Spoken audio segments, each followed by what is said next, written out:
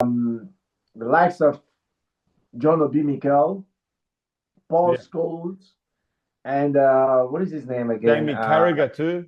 So he's a clout. Jamie Carragher, and Gary Neville. Now, I want to start with Jamie Carragher. Like, did you watch JJ Okocha's interview when Jamie Carragher was talking down on Afcon? And I totally agree with JJ because, brother, I've never seen anyone or any parent that wishes his son to or their son to be like Jamie Carragher. It's bro. Bro, no He's way. no one's no, I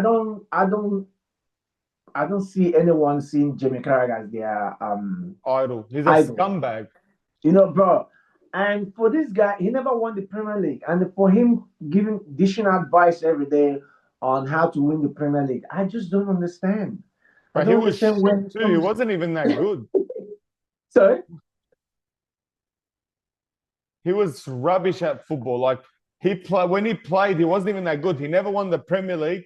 And he sits there talking about players. Even to Casemiro, he said, leave the football before the football leaves you. Casemiro's got 7 goals, mind you, this season, yeah? And how Exactly. old is Casemiro? This guy's won Exactly. 5 Champions Leagues, and Carragher thinks he's got the guts and courage to talk about a player like that, and he expects him to be respected. He's a fucking scumbag, bro. And the funny thing is, these guys just analyze football with emotion. Now Yeah, you forgot the time he was criticizing Casemiro, you forgot that okay, there are a lot of Man U players that are not playing well. It's not just Casemiro, and so you just jump up and say leave football before football leaves you. Now suddenly the same player, the same club, the same teammates is performing at the highest level again. And then you ask yourself, okay, why did you make that statement? Why did he say that? Is this you see you played the game. That's my whole thing. You played the game. You know that sometimes players lose form. You look at Manchester United as a club in general, the whole team in general. Look, you can have the best. You can have Thomas Partey in that team, and he will look rubbish at that time. You could yeah, have Rodri in that team, and he would look rubbish. It was just a disaster with the coaches they had at the time, yeah. and you just single out one player, telling him to leave football simply because he's probably getting older. But today, Casemiro proved him wrong. Now that tells you the kind of pundits we have these days. They just analyze football with emotions. And the next person is John Obi Mikel, brother. Let me give you a little rundown of that about John Obi Mikel's career in case you forgot. Brother was in I think it was 2005 World Youth Championship when he was still playing at Lyn Oslo in Norway, and bro, this guy was Nigerians. We were so happy, in expectation that we finally found someone that would replace JJ Okocha as a playmaker, as our playmaker, because this guy would glide past players easily. He came second behind Lionel Messi in that world championship, world youth championship, Yeah. and as the best player, MVP, and we saw a great career for John Obi Mikel, only to for him to end up playing for Chelsea. I don't want to go into the whole saga between Chelsea and Manchester United ownership because I remember vividly this guy went at Old Trafford and unveiled his jersey only to make a U-turn that he wants to play for Chelsea, who had the ownership right of the player at the time. Yeah. But let's forget about that. But what happened to his career? John Obi Mikel arrived in Premier League in England, and Mourinho converted this guy from an attacking midfielder, a player that could dribble past players like they are not there, and turned them into number six, and the worst version of number six you can ever imagine. John Obi Mikel played 249 games for Chelsea and scored just one goal. 249 games, just scored one goal. And that one goal, guess how it came? It came from a corner kick, set piece. And John Obi Mikel today is mad about set piece because Arsenal is doing it right. John Obi Mikel is gone crazy, screaming on every podcast, every channel he gets. I don't understand. Brother was One used career at goal is Chelsea. crazy, man. No, I give you this. Bro, he was used at Chelsea as an ugly player. When Chelsea's winning 1-0, they need to pack the balls and stop opponents from playing. They brought him in. That was his job. That was his role. And he wholeheartedly accepted that role at Chelsea. And he was an ugly player. They always bring him on to do dirty work, to pass back 90% of the time just to kill the game off, just to make it rough, make it look untidy, make it look bad, make it look ugly, and so Chelsea gets the win. Today, John Obi Mikel is demanding that Arsenal gives him a beautiful football in order to win the Premier League before he recognizes them as a Premier League champion. That is a true definition of hypocrisy at the highest level by the The most game is ugly gone, bro. player. Yeah, they ever grace the Premier League. He's just a big shit head. And I'm saying this as a Nigerian and so disappointed that one of our own who would just claim to be Premier League legend simply because of the trophies Chelsea won, which I believe that he, in my opinion, have no meaningful contribution to. And today he's going around to on all podcasts trying to be a cloud chaser, talking nonsense Yeah, they every all day. became like that now, man. They're all Oh fucking my scumbags. days! There's no Oh no good pundits anymore, bro, like there used to be. Now just it's haters now. They try to make a name out of themselves. It's trying to get yeah, clout. There's not actually people that actually genuinely talk about football and understand. I feel like maybe Terry Henry is probably the last of a dying breed. I reckon, like as an Arsenal legend, I reckon Terry Henry is the only one that when I hear him talk, he actually says he has some sense to what he's saying, you know. exactly, But now exactly. everyone else, Gary Neville, all of them are like all this shit that this little stir the pot type of shit they got going on. Bro, do your job. Your job's to be a pundit. Explain the game. Don't bring your emotions into it. You're like a commentator saying, "Oh my god, I can't believe this guy scored." No, your job's to be a commentator. Commentate the game.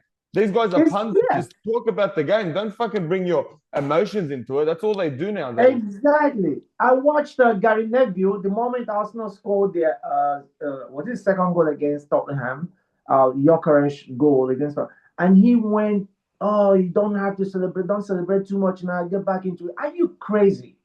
Are you? You But are a what's the he? commentator. It's a North You are a London derby. Let them commentator. fucking celebrate all they want. Yeah, you're a commentator, and then you're telling a team that scored a goal to not celebrate. You're gonna be smoking something. Something is really wrong with you.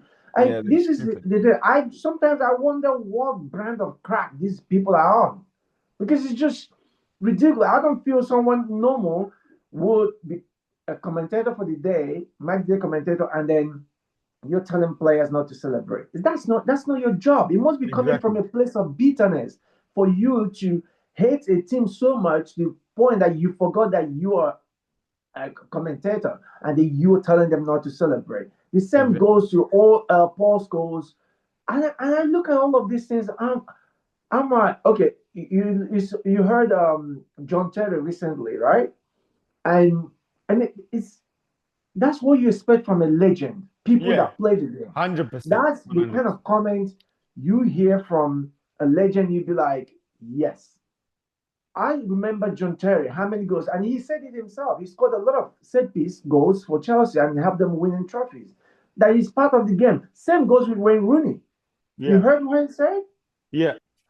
It's so like Wayne Rooney. You would think maybe he would take the route of what is his name Paul Scholes, but no. Wayne Rooney made it simple. Like he said it himself that he enjoyed Arsenal playing. Like there's nothing wrong with winning set piece. There is something with uh game to minutes to go and David Beckham bends it into the net from Yeah. set piece. 100%. Yeah. Are you gonna say, oh, they depend only on free kick to score? Look, they won the game, but you know what I mean? It's crazy, bro. Yeah. It's The pundit ridiculous. shit's fucked. They're all fucked in the head. I'm telling you, they're all just lost in the sauce.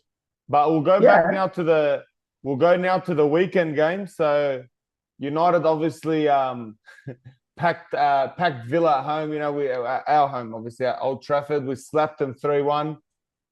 Bruno 2 assists, 5 assists away, 6 assists away from beating Kevin De Bruyne and Thierry Henry's record of assists in a season, which is I reckon he'll break it. He's got 7, 8 more games to get 5 more assists or 6. Yeah.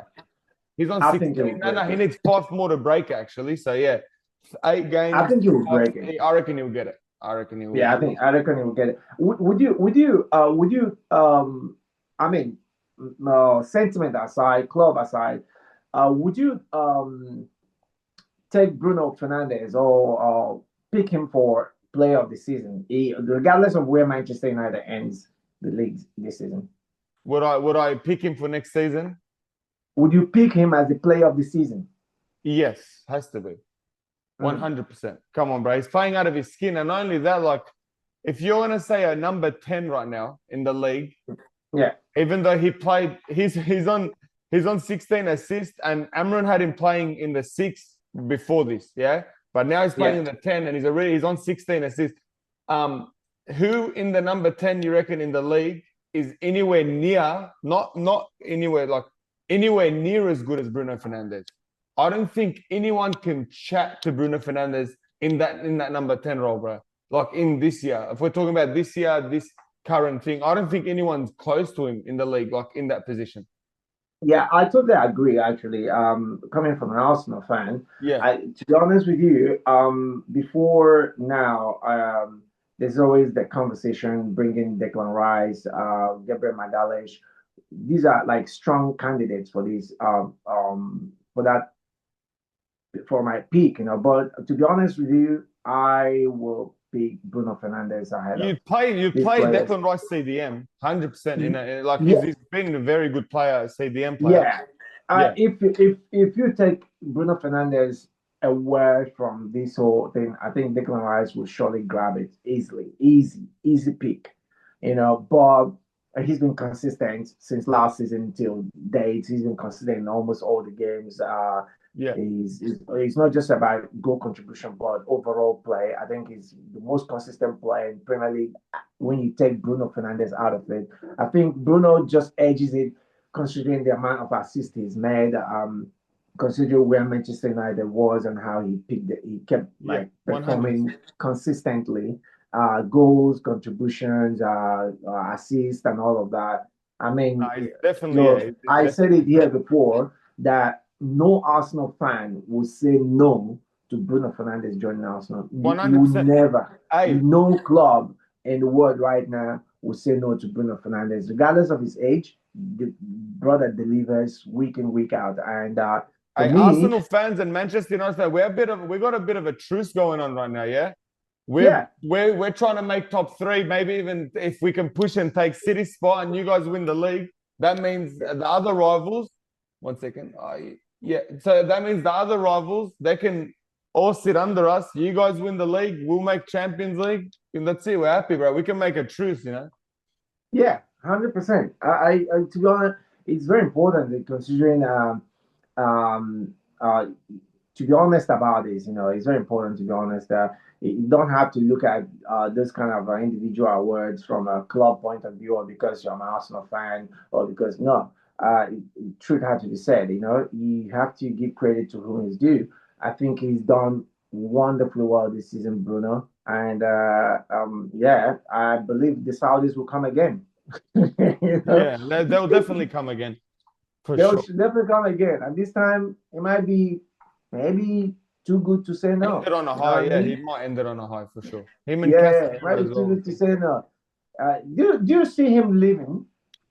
Honestly, I don't think he'll leave. The reason I don't think he'll leave is because the Champions League. It's like you worked all that hard, got all those assists. He wants to play Manchester United in the Champions League. I think he'll play one more season. And I think Casemiro he's retiring. But I got a strong feeling he'll take a little pay cut, stay one more year, because they've been singing for him now. One more year, Casemiro. So, and he's there, bro, Casemiro, I've loved that guy, bro. I've loved him since he was at Real Madrid. Just how good of a seed. That is that, bro. We grew up watching a center defensive mid, a natural center. like the Vieira, Petit, like those guys that would just win the ball, that were tough. And Casemiro was the last of that dying breed, bro. So Cassie, for me, like if he stays another year, I'm happy to keep him, bro. Like 100%.